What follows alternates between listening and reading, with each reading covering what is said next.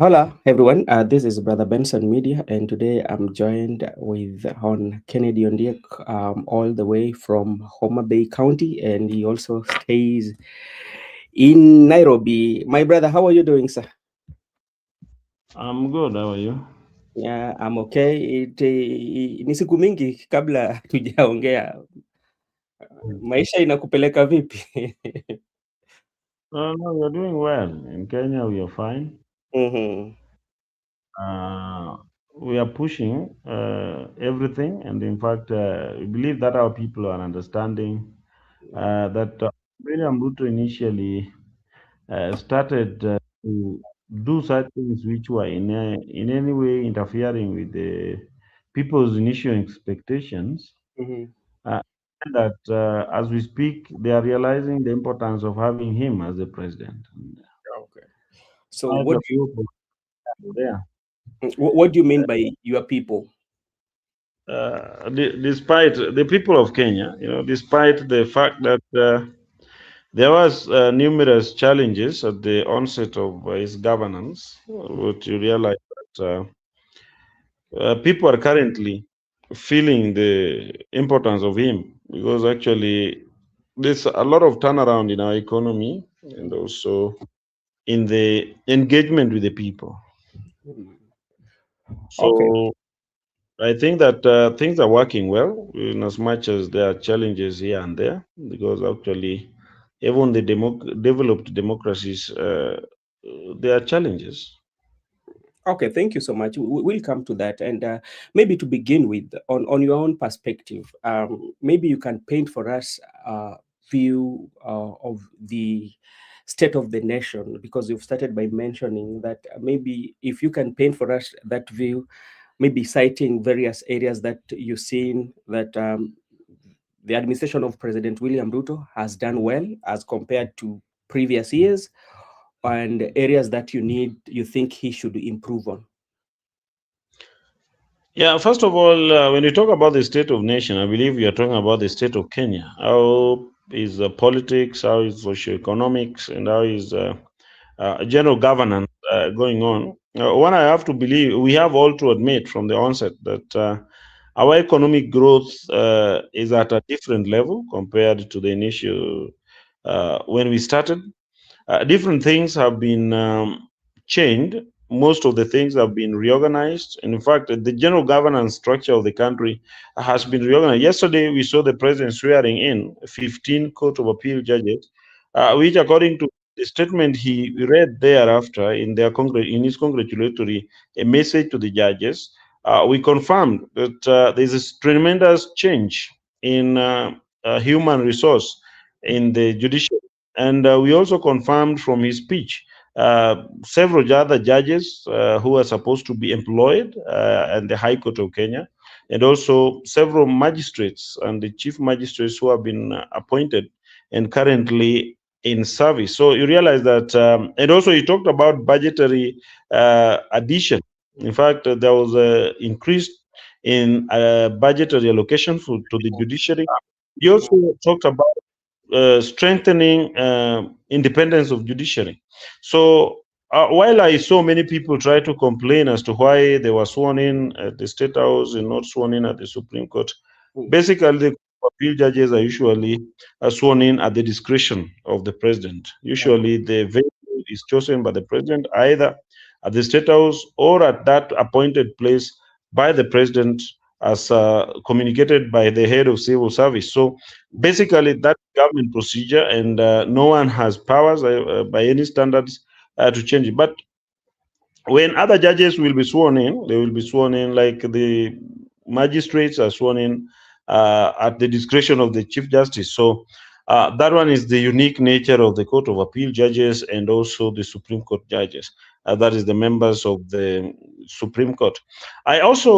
We also noticed at the State of Nation, you realize that within the very few days we have had a lot of issues that have emanated from the demise of Raila Odinga and also the situation of ODM as a party. And you realize that the state of our nation is in that we are proceeding to seriously negotiated democracy, where we have the ruling party though having a ruling coalition, but the ruling party UDA is actually on its path to have serious pre-election negotiations with ODM and the affiliated parties. So you realize that as a country, we have sensed that single party is not capable of capturing state power, Mhm. and also inclusivity. Because you see, our politics is still galvanized around regions or tribes. So it's a reality which we cannot run away from. And I believe that if we stand with facts and also the truth, then William Ruto is justified as a president to have coalition talks with ODM. And despite that, there are challenges also inside ODM, which I know are being handled by the party leader, Dr. Buru Dinga, and the national chairperson, Governor Gladys Wanga. Those are two thing problems which are in every political party. We just saw DAP Kenya removing their party leader. So in a political party, democracy is part of engagement because it's the D in most political parties. The democratic part is usually very important tenant in any political party. So as a country, we are going through a particular transitional period, and every Kenyan has to admit from every point they speak that our country is much better if we are inclusive than if we are divisive. And so currently, the nature of politics in the country is in itself ensuring more united nation Mhm. than a segregated country based on tribal lines, or maybe the wealth line, or maybe the per capita income. So we are moving forward to having a country which is a little bit politically united, politically focused, and develop. And in terms of development, we can mention numerous development projects which are currently being undertaken by the government at different levels through different channels of government, either at the national level or at the county level. So, in my opinion, I believe we are in a trajectory as a country. If it's the state of a nation, then it is positive one. Although there are certain challenges, like what we saw in attack of the church, which even the president really condemned and said that is not acceptable. In the state of democracy that we have today, such is actually retrogressing. The only challenge I have is that the people who are opposing that what is said to be retrogressive are the same individuals who perpetrated the same in the Mhm. previous. People like Matiangi, people like Malwa, they have been in numerous regimes which have been so much dangerous. In fact, which have really attacked democracy and have also attacked the rights of individuals. In fact, including the rights of the late Honorable Raila Molo Odinga. Even when Raila was supposed to be president, individuals who are currently claiming to be the united opposition are the ones who actually perpetrated this suffering, making him to lose even when he won. And Mhm. so, just but halabaloo in the Kenyan politics, which is actually the norm. So our politics has been there's nothing more they can do or can be done. It's only a matter of focusing towards the next level. Okay, thank you so much. And you've spoken about something that has always been discussed about tribes, especially when you look at our politics. We agree that our politics are usually tribal, so it depends from what angle you're looking at it, but we all have to agree that our politics, tribal, they are regionals, so that is something that we have to agree. And you talked about the attack that happened in the church. It is not the first time that it was happening. At least the other day we counted there around seven. That has really happened. Some of them, including Mheshimiwa Rigathi Gachagua being in the mix of everything. And this is something that has always happened in the political class going forward as a nation, because we find that the people who are affected are children. Going forward as a nation, how can we solve this? Especially because this happens from the leadership, because I cannot be convinced that this was not planned. Maybe somebody might have planned this, and at the end of the day, the people who might have planned it are people from that region, and it affects the children. Maybe going forward, how can we do politics without experiencing such? Yeah, we have to look at it in two angles. One, Yeah.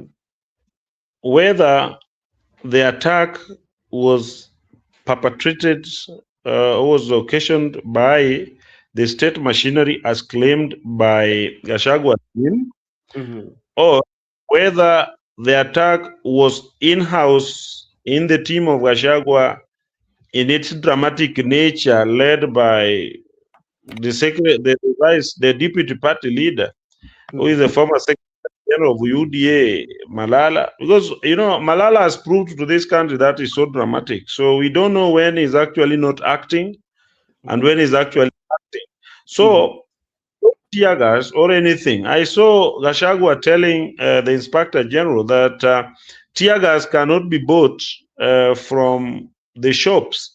Yet he had protective gear, including headgear uh, and bulletproof vests. So I don't know whether headgear and bulletproof vests are available in kiosks, because uh, if the tear gas was not available in the kiosks, then I'm sure those headgears and chest gears, or maybe chest vests, could not be available in the market. So it means if he could access the headgear and he could access the vests, then probably he could also access the tear gas, because they are things which are usually found together. So because he had them, so the fact that tear gas was lodged in a church where he was in itself, who was to gain? Now look at, let us come to the political possibility. As a student, as a student of political science, dealing Mm-hmm. with emotion, effect of emotion in election, you realize that when that thing happened, who is actually standing to gain? When every political activity or every political action is taken, then there must be somebody who is likely to benefit.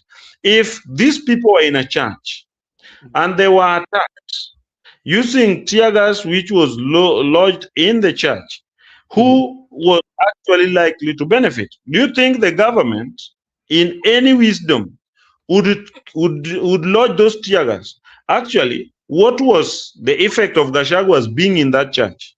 Are we in a state where people are not supposed to have other parties or maybe other political discourses? No.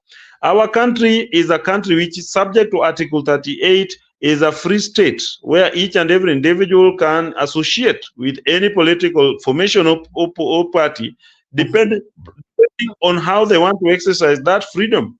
So if some individuals want to exercise that freedom in associating with Gachagua and so attending a church function with them, and the tear gas is lodged, I am very sure that from wherever I sit, I am not a security expert, neither am I part of the security team of the state, but I am very sure the political position I hold as a political analyst and governance expert, you only go and act in a manner that is likely to make you benefit. The government of William Ruto was to enjoy no benefit in attacking those people in the church. Now we look at who was supposed to benefit. It is Gachagua who was trying to play politics of emotions. And he is the one who is likely to have been planning to benefit out of that, so that people can be saying, oh, how can William Ruto and his government attack these people in the church?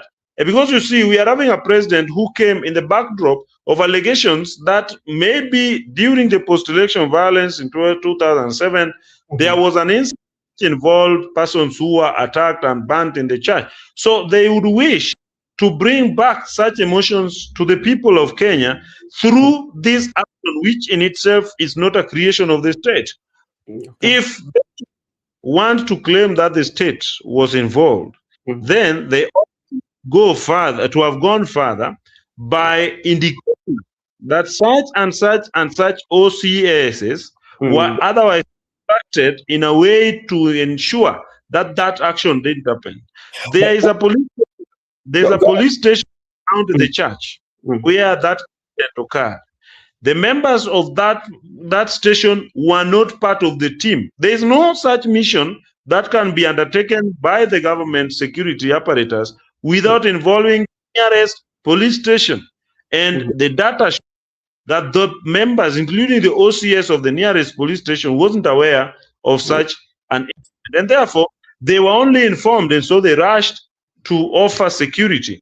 So I mm, can tell you, mm, to a greater in politics, we always look at when someone acts or some action is taken, then we mm. must indicate, or we otherwise have to find out who is the likely beneficiary. In this, I stand guided, I Yeah, stand challenged, yeah. but Mm, look at where the benefit would lie. Would the state benefit politically by attacking people in charge? I'm mhm. very sure.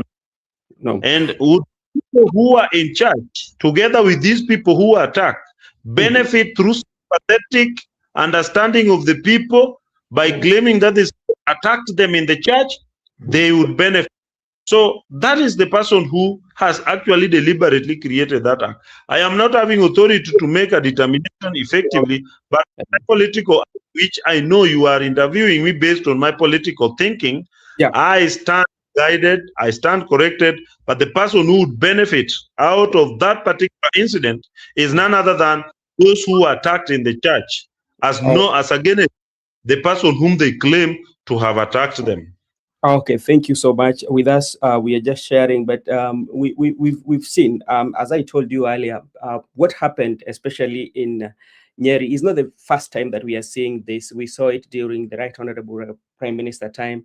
Like it has happened like almost like around 9 times, 9 to around 7 times, where attack has been on the churches. And our work is to make sure that the children and the mothers of that church should not undergo that, whether it is from the government or it's from the people who wants to benefit. But now, as a good leadership and seeing that Kenyan going forward, such like incidences, especially, is not benefiting everybody, but creating um, a very bad trauma, especially for the young kids, especially, for their being My of their. brother, that's why the president actually rebuked and condemned the incident and instructed the Inspector General of Police, together with all security apparatus, to Mm, move with speed to ensure that mm, proper investigation is conducted as mm. to perpetuated such kind of incident. So I think that from the government point of view, because basically when you do security, when you study security, or when you look at criminal law, you realize that you can only discuss an act. Like police officers can only move when an incident has occurred, Adi. unless it is intelligence, unless they are intelligence officers. But the security officers can only move where there is an action. Like there was an action in attacking the church, so they were to move with speed as to find out through investigation. So the president made an important pronouncement as to the fact that those persons who caused that particular incident ought to be brought to book and with immediate effect. I think that is all the president could do. I think the president is not an investigator, neither are ministers investigators. So he has ordered the investigating bodies to ensure that they make immediate arrest or immediate investigations as to that for particular action. Okay, thank you so much. And with us also, we will be waiting to get those reports so that we can share with the people to know who are really the persons behind that. Mheshimiwa, I need to bring you back, especially in your political career, because so many things have happened, especially in your political journey for um, years that I've known you, or the year that we've come. Because like the last when we spoke, you were a member of UDA, and especially coordinating all the events of South Nyanza, which you did very well, and your work was seen because the way you recruited and even how you organized, at least the numbers were swelling during your time as a coordinator. We saw that.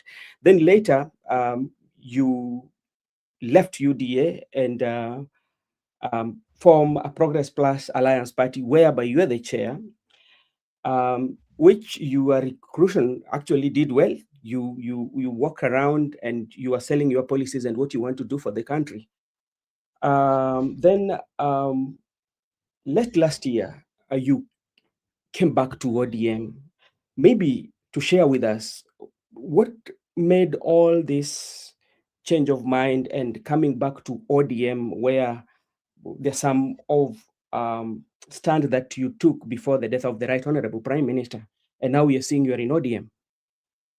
Mm, as I indicated, that the constitution that we promulgated in 2010 does provide at Article 38 Yeah. freedom of association. When you talk about freedom, Mhm. freedom, in my understanding of English, is the chance to make personal decision, Mhm. personal action, and personal movements. So when you're free, we say that you are having individual capacity to do anything, like including when you are free to associate with any party or any person, then Mm. it means you have a personal decision at any instant that you really feel so that you can associate with any party or any person. Mm. Just like freedom to elect whether I would attend your show or Yeah. not. Mm. And that does not make me, I only have my personal reasons as to why I may attend your show or I may not attend your show.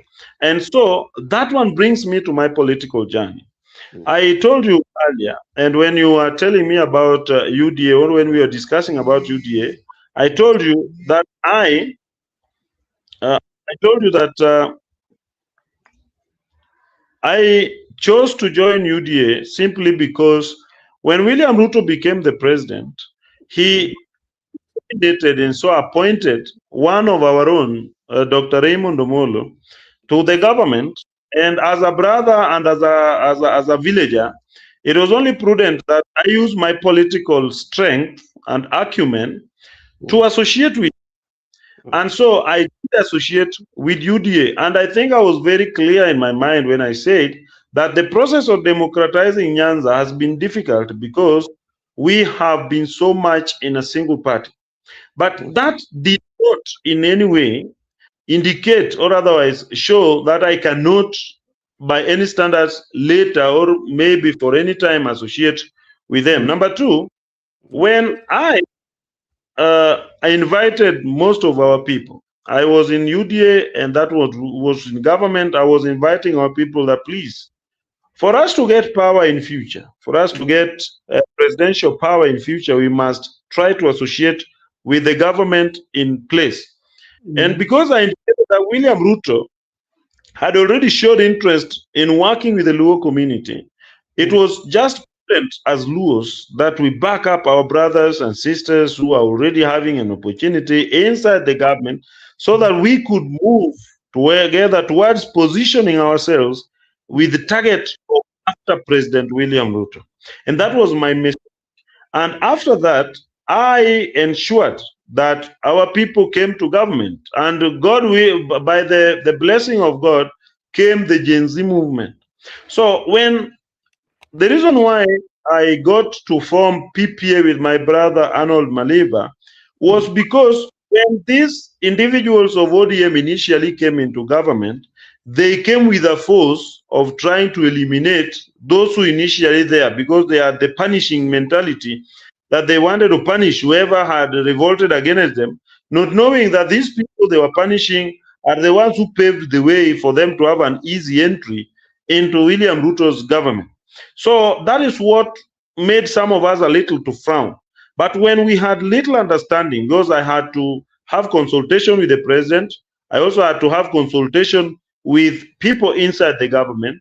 And we said that fine, if these individuals from ODM have agreed to join the government, and our intention as a community is to stand around the current government so that we position ourselves for the future leadership, it was only prudent that we get back to join and work with them so that we move forward. And that is why it was practically only possible to Mm. join ODM because that is the house which actually is ours.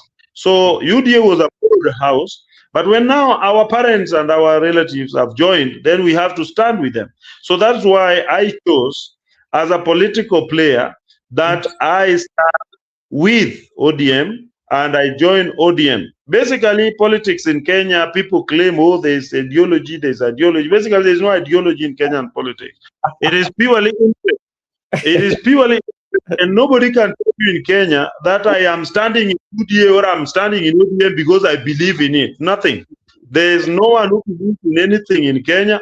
All of us believe in interest, and the interest I was looking at is the public interest of our Luo community, because within the short time Ruto agreed to work with the Luo community, we have seen numerous development projects which are going on. So I want to say, I'm not tribalist, but I want to say that before I become a Kenyan, my brother, I am a Luo. And in fact, before I become a general Luo, I am from Karachuonyo constituency. And before that, I come from Homa Bay. I come from Kawadgone. I come from my village, which is Gotsamanga, which is Kobado village. So first, I am son of Undie Komuga, who is my father. Number two, because if there are two parents who are standing side by side, I will not go to stand next to somebody's parent. Even if they are all my grandfather, I will only stand with the parent first. After that, I will start with my villager. For example, if there's my villager who's standing against one from another village, I will stand with him. And when I am out of my village, I will look at my ward. I come from Kibiri ward. That is why I joined Dr. Raymond Omolo, because he's from my village. He's from my ward. So I stood with him next to the president. And outside my ward, I look at constituency.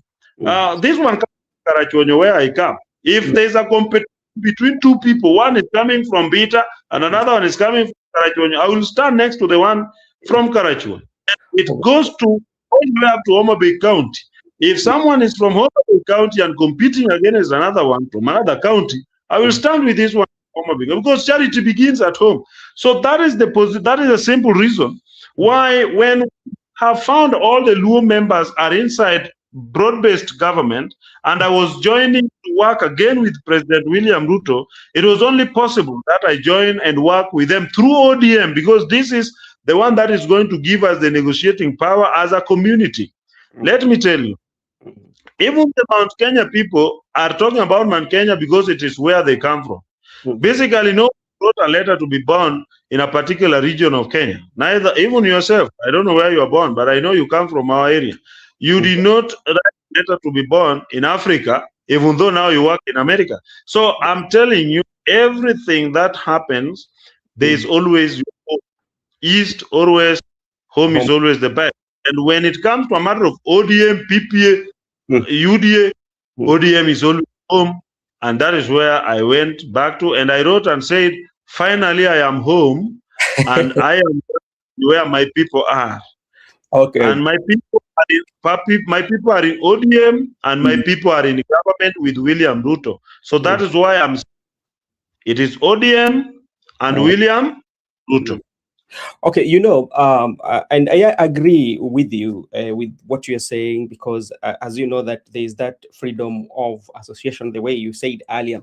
But based from how your communication has always been, because we saw you as this person who was giving the Luo nation option of freedom of politic freedom, because you were person who criticized the monolithic party that we had, that everything has to go through the Jaramogi family. And you said that eradicating the Odingaism. And now again, we are seeing you are in ODM. So that's why these questions are being asked. And if to work with President William Ruto, it was still possible for you, even with the current, the party that you had earlier, to work with the president, because I see president wants to work with everyone. I can tell you that for a fact, and as a Luo, Odingaism has ended with what you thought was there. When I talk about Oburu Odinga, for example, being our party leader, it is an agreement which was made by the people and members of the party to make him the party leader. He did not inherit it just like that, but the truth of the matter is this. Sometimes when we look at politics, it reaches a point. Even George Saitoti once said, there comes a time when the nation is more important than an individual. There comes a time when our community is more important than me. There comes a time when our community is more important than what I think. And basically, you can agree with me that it was my position that our community should work alongside the government in place. Mm. And that's why I'm telling you that even if we work through ODM, Yeah. I am very sure that we are working with the government of the day. And that's why I'm telling you, we are not going to allow any talks that Mm. are taking us outside the government. We are Uh, going only to entertain those talks which are keeping us close to the government. And whoever is insinuating otherwise or in contradiction of that is mhm. people in our community. Oh. We as a Luo community, we are tired of being in opposition. It was not made for us.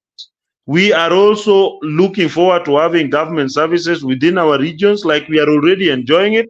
So Mm. we are not going we are not going to be those luminaries of revolution every time revolution. Let other people also try it. We have done it enough for the Oh. sake of Kenya. When it comes to our regional politics, we will look at different aspects. But as we speak, Mm. uh, for us to strengthen our place in the broad-based government, we Mhm. must focus towards building a strong political party that can negotiate with UDA as a strong political party for Mm. the interest of our. But we are not going to stand out or stand aloof and go back to the streets Mm. because we shall have an opposition. We are not going back to the opposition. And that is Oh. our position as a community. We Okay. would rather remain with William Ruto. Those challenges are everybody is suffering. When it is issue of insecurity, it's not only in our villages, it is all over the country. So as long as the state is still not capable of dealing with matters which are pressing to the country, those Mm. matters are pressing everywhere, and we are not going to be the people who know how to solve it and tell the president from outside. We will tell the president from inside. So we are not getting out of this. And whoever wants to get out of this should just count himself not part of us. And I'm saying it authoritatively as a politician who also has a little, some serious following in our region. Mhm. We are not going to entertain individuals. Things like Sifuna, those people like Sifuna who Mm. are claiming to be talking for ODM. They are talking for ODM, and for me, I'm not talking for ODM. I'm talking in ODM. You Okay. see, I'm talking ODM and saying that if there is another ODM which is not talking the interest of our community, then let each and every ODM split so that those of Sifuna can talk about lawyer interest. Those others, even the coast ODM people had already talked about coast interest. Even us as Luo community Mhm. inside ODM, we are also having our interests as a people. Not that the coast people will say sisi kama watu wa pwani, then the western people sisi kama watu wa magharibi. Mule sisi kama Wajaluo pia, we have the right to demand for our rights inside ODM and inside the government of William Ruto. Okay, but Muesh, we know the main aim of a political party is to form a government, and when you look Yes. at ODM has like quite a good population of voters, around 8 million or more than that. That's ODM has, and right now we are seeing this kind of like wrangles, I would say, uh, of ODM. As you go for negotiation with President William Ruto, why can't you put your house in order so that when you go there as a one unit? The Prime Minister, the late Raila Odinga, told us that there is freedom in democratic environment. And Mm, that's why anybody can say his mind. mm, Just like he said, Sefona can speak his mind. But you see, there's a position of the party. mm, So I also want to tell you that ODM may have the millions you are talking about, but has ODM mm. taken the state power? No. No. We are positioning ourselves so that we can capture state power. We are not going to capture state power by keeping on fighting against those who are in power. We have learned it from experience that Raila Odinga had for the whole of his life and Jaramogi had for the whole of his life. You are not going to get into power by fighting non-stop. We are tired of fighting. We are going to relax, position ourselves, and strategize for our rise to the state house. Because basically, my brother, I saw some people saying, oh, when Raila was going to the AUC, oh, now he has gone, oh, who is going to fight for us? Oh, yet, this Raila who has been fighting for them died without being the president. What did they do? So I can tell you that there is something which is called the state capture of government institutions. Mhm. If we don't align ourselves with the possible opportunity we have next to the president who is already showing interest in working with us, then there's no any other day we are going to have that better opportunity to come closer to the state power. And so we must look at how we build our energies and focus our strength next to the president in place so that we can move strongly towards capturing state power. And that's now what brings me to the negotiations that we are having ahead of the formation of the coalition between UDA and ODM. It's because we already have a team. When you say your house is not in order, there's no problem. There's no where it is written that every person inside the house has to be comfortable. Mm. If then comfort as uncomfortable. If Babu Owino, Sifuna, and their friends are not comfortable, fine, they have freedom of refusal. We are also outside ODM and we have come back. Mm. So we are also, so it is just about come and go. And Sifuna also is not the first secretary general to have been in ODM. Mm. Even Ababu Namwamba thought that when he left ODM, it would be the end of it. But what happened? ODM remained ODM. So I am not saying that they should leave. But Mhm. what I am saying, they should know that as a community, and I want to be very specific, not tribalistic, as a Luo community, we are not going to entertain any person telling us to walk out of government of William Ruto. We are not going to do that. If they feel that there are problems with the government of William Ruto has, then it is them to stay away. But But for us, but but we are but not going to what next to this one. what if what if this could happen, because from the region where you're talking about, we have those who are for two term who are supporting President William Ruto, and those who are against President William Ruto.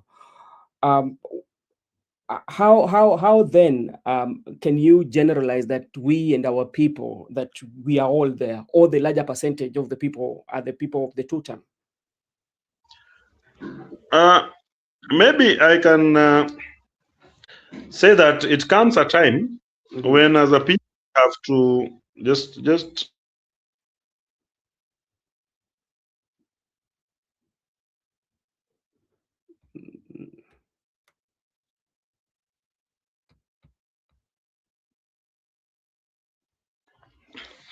yeah. Sorry for that.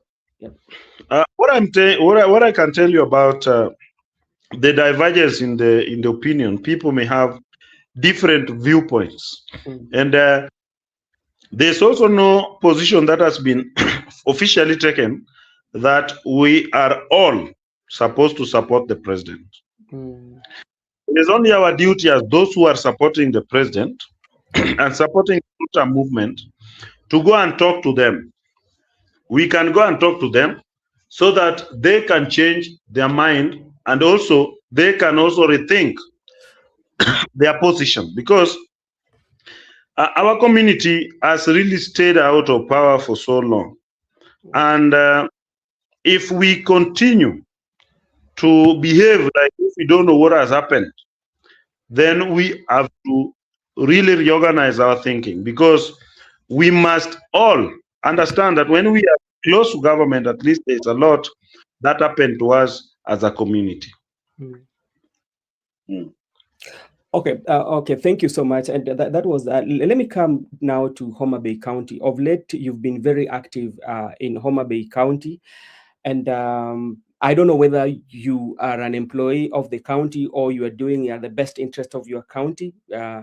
And again, as we jump into Homa Bay County, we all know by history that you are one of the biggest critics back then of High Excellency Nyawangaya. You really criticize that, um, the leadership that she was offering the people of Homa Bay.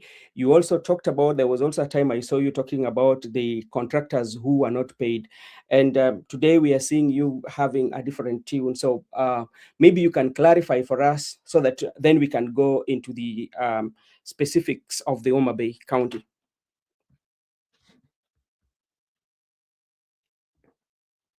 Yeah, thank you very much. It's a little hot in Nairobi, so I was Yeah, one, I have to say, on the perspective of the Homa Bay County government, Mm, I come from Homa Bay. I served as a member of County Assembly in Homa Bay, and the truth is that I understand a lot of the running of the county government. And when you look at the county government, there's a budget process. mm, And when such budget is to be implemented, you realize that there are different areas, which sometimes you may find that you don't know that they have been done, or based on the budget allocation, either they have been done halfway, or they're yet to be done. So that time when I was talking about the challenges in the Homa Bay County government, I sometimes relied probably on the Auditor General report. We sometimes relied on the budgetary allocation subject to implementation on the ground. mm, And also, as a political analyst, I had a duty to investigate. I told you one time that I'm going to go deeply into investigating what actually is going on, yeah. which I did. Sometimes, when you get to find out about the truth, then you can come out and say it. Yeah. Sometimes, those who didn't know about the elephant, when they were asked, one who touched the trunk said it was very big. One who touched the tail said it was something very thin. And one who touched the leg of the elephant found something looking like a big tree. So each person gave a report as per what they could know. But now this is the report I want to give you today, that based on my evaluation Mm, of the projects which have been undertaken by the county government, mhm, there is a fact that is very stubborn, which I want all of us to understand. yeah. One, the county government budget is only a 15% of 100% of the national government. The national government therefore is with 85%. Those days I used to tell you that county government is doing big projects in the county. Yet, when you look deeply, you realize that the 15% of the county government, Mm, 55% of which is recurrent, and mm, only 45 remains for recurrent. Sometimes it goes even to 65%. You realize that the county has 40 wards. For example, when you come to Homo Bay, it has got 40 wards. Each and every one of these wards need services, and also they need capital investment in terms of roads, water infrastructure, health infrastructure, and many others, depending on the 10 departments of the county government. yeah. These ones include payment to salaries. It means personal emoluments. It also includes very many other expenditures, including entertainment of different parts, as well as local T and T. So you realize that only 35% remains for development. And this has to be distributed in the 40 ward. So you find that a county government can only spend, for example, in a borehole, 3 million, 2 million, 4 million. Like, for example, in I classes, which are currently being undertaken by the county government in the 40 wards, they could spend 1 to 2 million in an I classroom, because that is what the government can afford. So when comparison was being made as to that Homa Bay County, it is only national government which is working, Yeah. we could list what has been done by the national government, but as against the national budget, which is 85%. So that is now why I came to realize that sometimes, even if I was the governor, Yeah. it would be difficult to tell anyone that you can take 500 million and invest in one project like the national government can invest, because national government has a lot of money Mm, compared to the county yeah. government.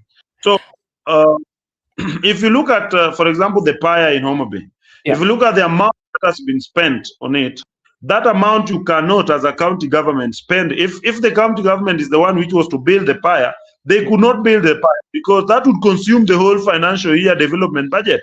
Yeah. So it became clear to some of us that national government expenditure rate compared to county government expenditure rate are incomparable. And anyone who is struggling to compare what county government is doing vis-a-vis what the county government is doing is simply not remembering that 85% cannot be compared to 15%. Okay. I I agree. Okay, go ahead. find I came and said, from what I have seen Gladys Wanga has done in Homa Bay County, Mm, together with what is planned, which is currently being undertaken, yeah. I can confirm Mhm. that what has been done in Homa Bay County is enough to justify the fact that I should support Gladys Wanga for her election and not oppose her, because sometimes, even if it were you, you Mhm. would want the same favor that we have to do to governor. So that is the position. It's not that I have changed my position so much. It's only that I And went and looked at facts. I realized that these facts, some of them are not true.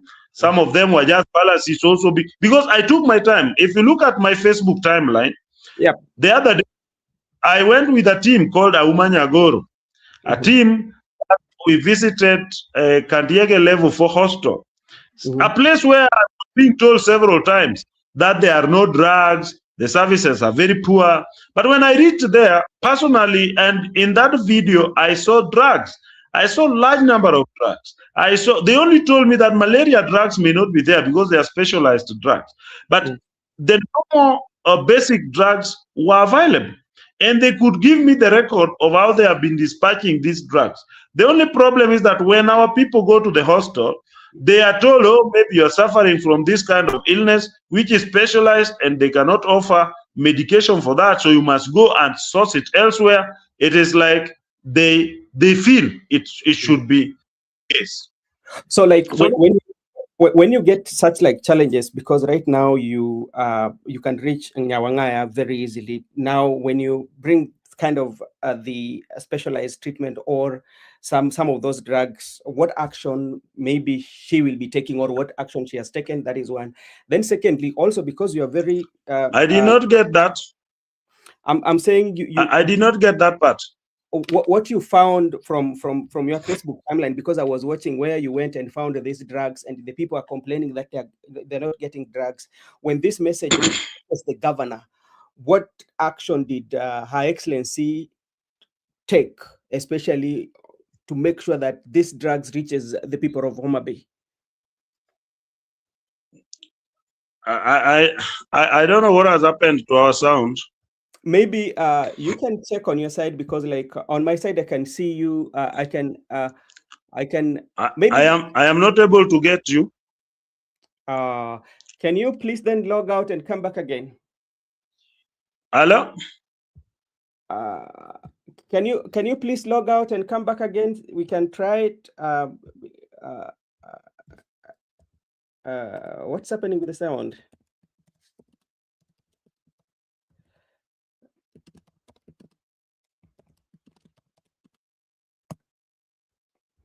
Hello, you cannot still get me?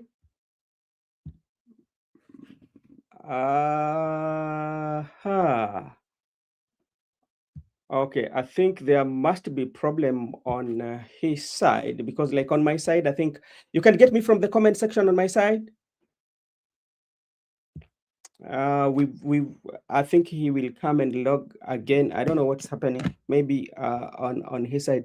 So this we just wanted to talk about Homa Bay County, because like I have very few issues that I want to also to share with him, so that he can also explain to us how is going to be handled, because there was a processing mill that was launched by the governor. I don't know whether it is still operating. That is Mokwa. I wanted to know about the state of that project and what is going on.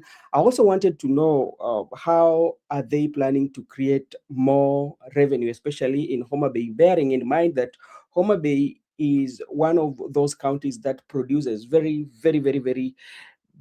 nice and tasty pineapples in the area. Homa Bay is also produce sweet potato in Kabondo. And what has the county government done, especially to make sure that they utilize on this, utilize on the things that I've mentioned, so that they can people can generate income. That is something also I wanted to know. I wanted to know also, how are they going to deal with issues to do with fish processing, because sometimes we find that people are fishing in Homa Bay and they end up um, taken for to Thika for processing. So those are kind of the issues that I'm still waiting for Moshemiwa to come, and we can discuss about that.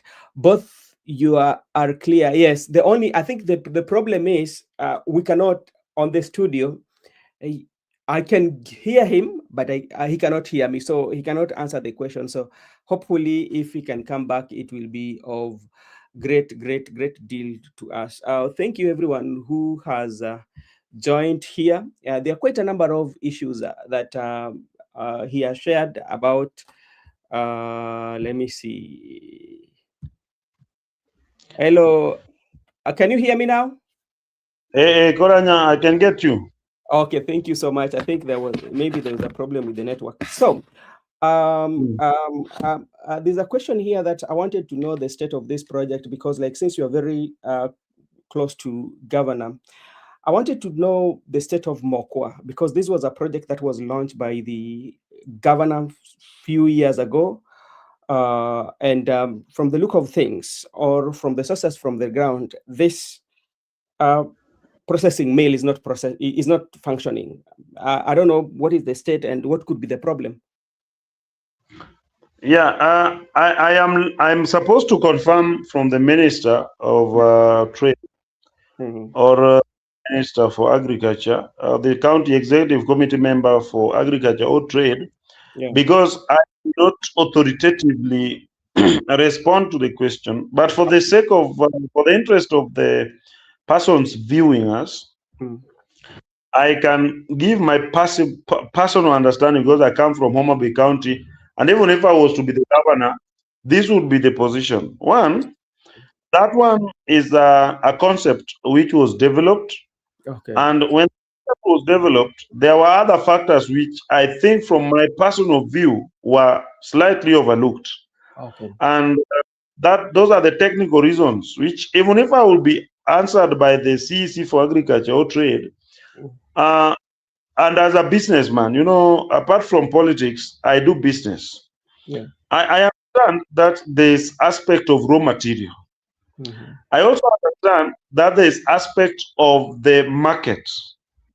But there's a very important factor which I believe was missing in the whole feasibility study, and that was about sustainability. Mhm.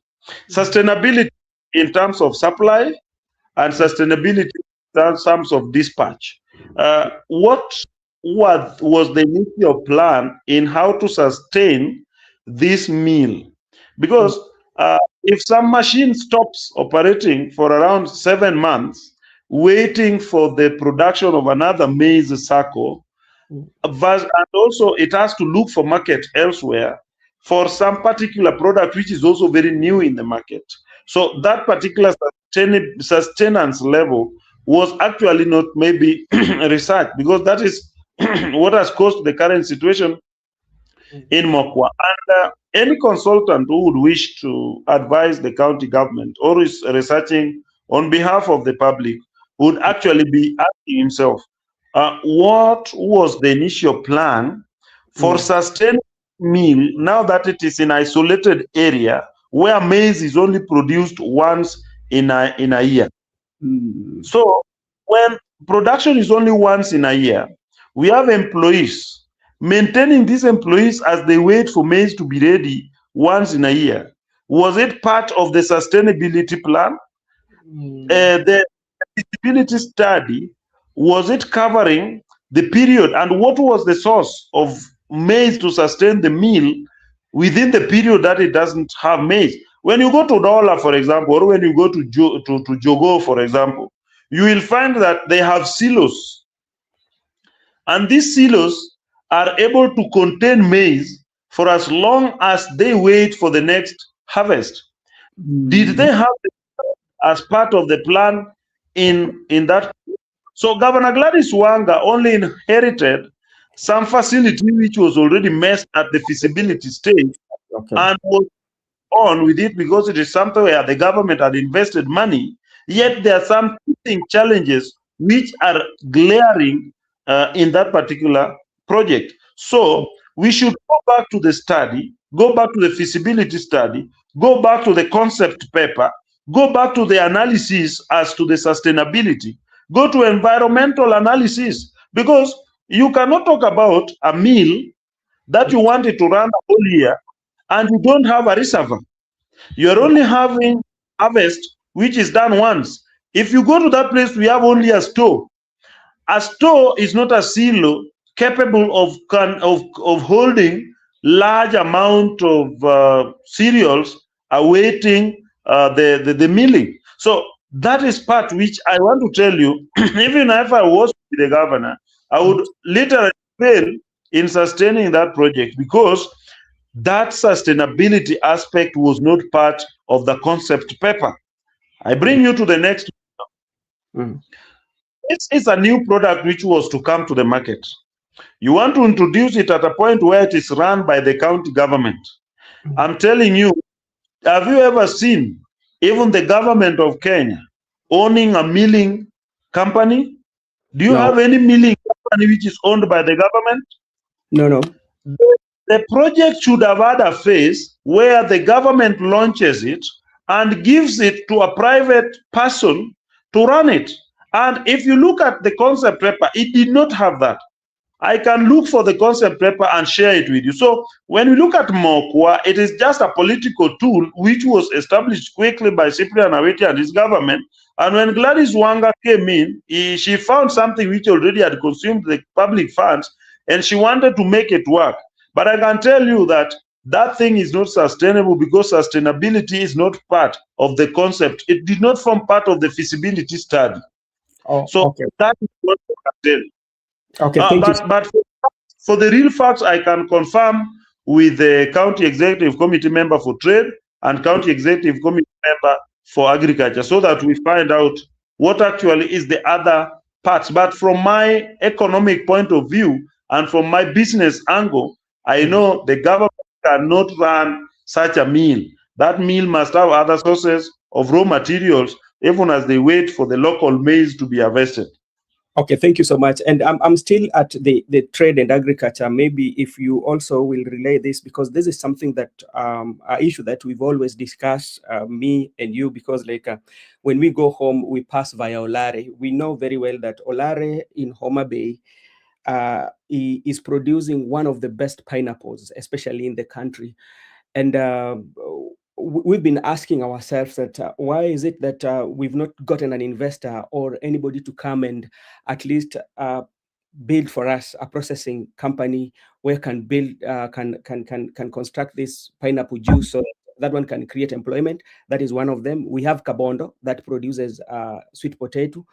And this one shows how Homa Bay is a county with great potential, and we are not seeing this being utilized and even to create value added, especially in the people around with their plans. Yeah, you know, Homa Bay County conducted investment conference where those opportunities were floated to investors. And in my view, basically, you cannot force investors to come. You can only woo them. You can only tell them how good the opportunities we have are, and they were really informed. The governor, together with the government, conducted one of the best investment conferences ever. And there were so many investors, but at the end, investors have not come. So we cannot force the government to go and pull the investors from wherever they are to come and invest in our pineapple. Because number one, it also comes to that pineapple. You know, when you pass by Olari, you will see pineapples along the road. But when now it comes to the real production, a factory will never be established for 20 acres of pineapple. So maybe these investors come because they always come there, but they check, they do the feasibility study. Just like I told you, this one of Kigoto, the maize mill, is not sustainable. So when the government proceeded and constructed that mill there, that feasibility study did not include the sustainability of that factory during the period when that particular product is still not there. And even when it comes to the pineapple, you will find that it's a private body called Del Monte. Del Monte is not a government institution. There is no any government, whether Kenya or which government, which is processing these things. I saw some like Makueni tried it with mangoes, but it's because mangoes is the largest. There are so many mango trees in Makueni County, and if you look at mango again in Elgeyo Marakwet, but look at the pineapple in Homa Bay. It is in a small area in Kochia and slight part of Kagan. That alone cannot sustain a competent factory, and therefore the county government can only bring what is called the juice extractor. And if the county government can have a contract with Del Monte, and when Del Monte is to have a contract with you, it comes to the quality of the juice you are going to produce. So there are so many factors, which even if you see those ladies selling those pineapples there, let them just sell, because the quantity that is needed for a sustainable factory might not be what people think. The same as the rabua, that is the pineapple, the potatoes in Kabondo. It is just around Ringa and some places and up to around Chabera. But when now you have to put up a factory to effectively produce, you will require more and more potatoes. You will not go to one farm, 2 acres, and you get potatoes and you run a factory. That is why when you go to sugarcane, there is always part which we call a nuclear, a zone which is taken purely for the production of that crop. Even if you go to Del Monte in Thika, on your way to Meru, you will find that they have a region or not less than 100 acres purely for the planting of that particular crop. In Homa Bay, if you go there, you'll not even find 30 acres, simply because it is very small agriculture. And I'm not being negative. That is why the investors will not come, because first, the areas where they can turn into their nuclears have got so many settlements. When they want to form a nuclear, then they are going to compensate people largely. So if they look at amount of compensation versus amount of income they will get from that factory and the sustainability, they run away. The same as the potatoes. If you go to Kabondo, you will find that individuals are cultivating potatoes in their farms next to their homes. Those farms are not able to form nucleus of any serious factory. Remember, we always have nucleus. It's when we also have outgrowers for sugarcane and other things. So we must be careful. And in fact, my brother, if you go to Del Monte, because Del Monte is the biggest juice producer in this country, you have Del Monte mangoes. You will have Del Monte for the Del Monte apples, pineapples.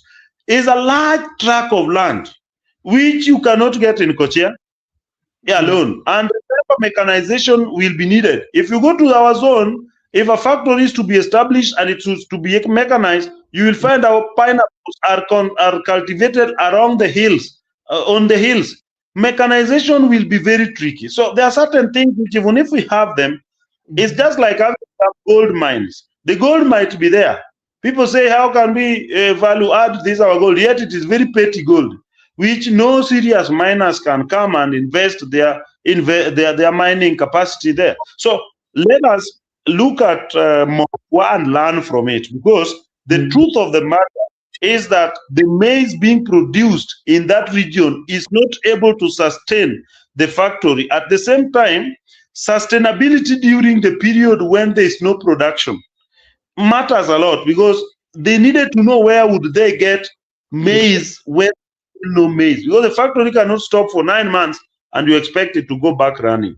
But Mheshimiwa, now, the way now you're explaining it, it's making sense, But like when you look, majority of the interviews that have been had, especially to question, even to look into about that facility, nobody gives elaborate explanation the way you're doing it. The way you've given the explanation, convincing somebody who is literate that indeed the people who did feasibility study, or the people who were behind this, they were for political purposes, but not to create employment or to that particular area. They were making political mileage. And I think even the people, the advisors who were supposed to advise Her Excellency Wanga by the time she came into office, ought to have not engaged her to go and launch that project.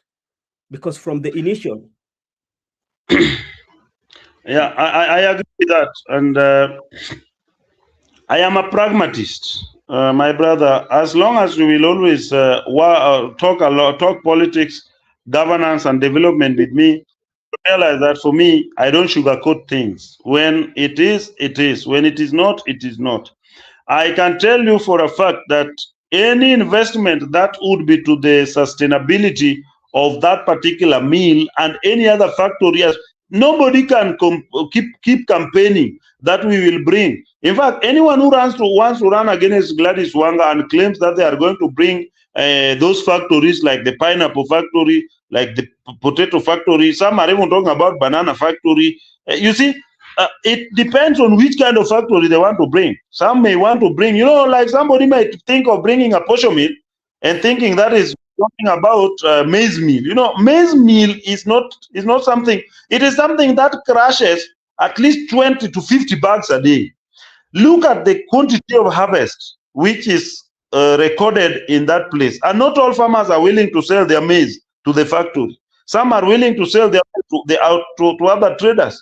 So if you look, no factory can be established in this world without having its own nucleus, where the people in Suba, for example, the people in Suba must agree to surrender not less than 1,000 acres of land to that maize mill so that they can produce it as their nucleus, so that the others move away to be outgrowers. It's when that factory can be sustained so that the people can supply their maize while this factory has got its own source.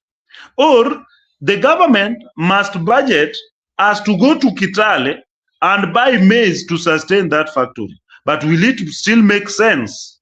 If the maize will start coming into that place, people will again say, oh, wanaleta mahindi from nowhere. So that is the politics where sometimes for me I look at interest of the public and private interest coming and interfering with the possible development opportunities. Ask any development expert whether they will accept to go and invest pineapple factory in Kochia. Nobody will do that because the number of number of pineapples which are produced in the whole season in Umoya, Luaho, and the lower part of Kagan cannot sustain any serious factory unless it is a juice extractor. The same. So I can tell you in summary that while we may have dreams as a people, there are some dreams which are literally dreams. They can't be reality. So in Homa Bay County, Gladys Wanga has made dreams which are possible into reality. Like linking up with the national government to ensure that we have mega projects being done in Homa Bay County. That one is okay. And also implementing the budget as made by the Homa Bay County government, Homa Bay County Assembly, that is okay. And even paying workers. You talked about contractors. You are telling me about contractors. Can I tell you something about contractors today? And I'm going to extract part of the video and I'm going to send to them.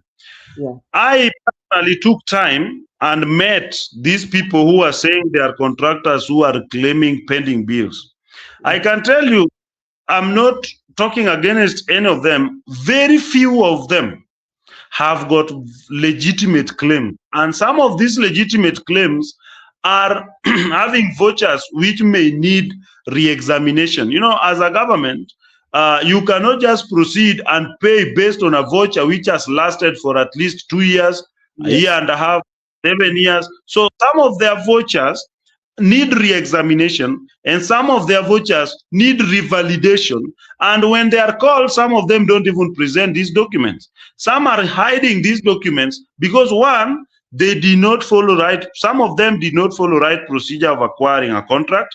Some of them went and did the project is when they regularized it after doing the project. Some of them also did projects by proxies. So you find that it's very difficult, even if you are the paying officer, even if you are the AI holder, to make these payments. Oh, yes, some of them have made claims. I have a list of some of them I can share with you. But the truth of the matter is that some of them are unpayable. I looked into many of them. I met them personally. I talked to them. I asked them, can you pay these documents which you are having? Some of them don't have anything. Some of them are just forming, some of them formed some association there to claim debts which don't even exist. I know some of them have debts which actually exist, Yeah. but them have also challenges of revalidation, re-evaluation, and re-examination of those. So that is the thing. Because I was being told, let me tell you, I was being given information which was incomplete. I Complete. was being told the government is owing us this amount of money, like 200 and something million. But when I went now to check this 200 and something million, I realized that several cases don't even exist in that pending thing. I am factual. I can send to you one of several of those claims which are not even feasible. Yeah, okay, thank you. Because, like, sometimes when we see issues like that, we will tend to say, okay, what is happening in Oma Bay? But it is good that you've clarified some of the claims should be looked into, and even question on how they got those to do those jobs. That's okay, and I hope you will share with Her Excellency Governor or somebody in charge. So those who did genuine work should be paid, and those who might be trying to defraud, or those who might be having some hidden agenda, can also some actions can be taken against them. Now, before we I can, wind up, I can add something. yeah, Even among those who did genuine jobs, they yeah, are being paid. The county government had entered into what they didn't tell us and what they are not telling you, and I yeah, want you to tell or yeah, ask them is whether have they entered into the payment agreement with the county government mm, and that they are supposed to be paid about 30 million over every period of time. They are mm, being paid. There are individuals who are receiving money. The problem is that when some team receives money, another team runs away and claims that they are not being paid. And when they receive, they keep quiet, another team runs away. So it's just a matter of merry-go-round, which I am very happy the government and the governor is handling them. yeah, I can tell you it's a serious merry-go-round there because some of them are having fictitious debts. I'm not yeah, accusing them. When I say this, some of them will start saying, oh, Ondiek is saying that we don't have genuine debts. There are those who are having genuine debts. There are many who are having fictitious debts. There are mm, many who are just spectators in the field of making noise in claims of pending things which don't even exist. So that mm. is the true position.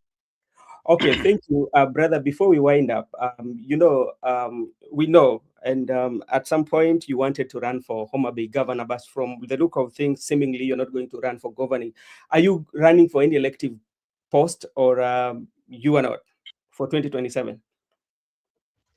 As I speak, I am not running for any elected position.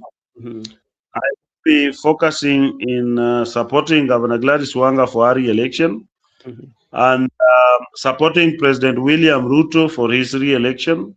mhm, Not every time you have to be in active politics. I have been in active politics. Sometimes you have to take a back seat, but in the process, you'll be part of the game. You're not supposed to run away or maybe leave the journey. I am part of the journey. Gladys Wanga will be. We are also building our platform through our brothers and sisters.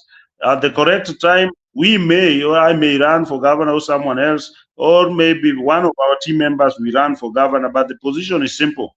mhm, Uh, Gladys Wanga has done what is worth commendation, and mhm, based on sites which I went and looked into, the last time I talked to you, I was having data which was actually not filtered. Some of them were very wrong, some of them were terribly misleading, and from what I have experienced and what I'm seeing, if someone is out to challenge Gladys Wanga, then they might challenge her on other things, but not on delivery of projects. Because I can tell you, as I speak today, yesterday she concluded desilting of a serious dam in the place I come from, that is Oboro Dam, is yeah, but and it is to the best standard. As we speak today, The grader is working on another one, which is called Kaminolwanyo Dam, to ensure that our people have water.